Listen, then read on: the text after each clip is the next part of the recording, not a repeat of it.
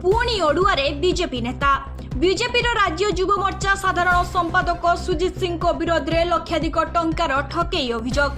गतकाली Maharashtra police आसी ब्रजराज नगर में सुजित सिंह घर ऑफिस आदि एकाधिक स्थान में चढ़ाऊ कर सुजित सिंह को खोजा सहित आवश्यक कागजपत्र जांच करिथिबा जणा पड़िछि।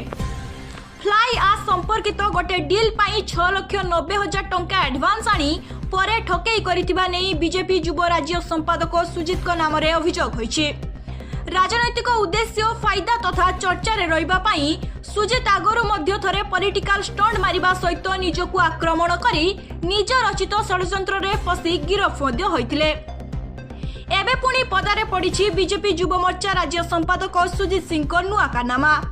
किछि वर्ष पूर्वरु भुवनेश्वर सांसद अपराजिता षडंगी सहित भुवनेश्वर रे बुलाबुली करुथिले। वर्तमान बरगढ़ सांसदक अनुगत भावरे विभिन्न सभा समिति रे सुजित को देखिबाकु मिलुछि।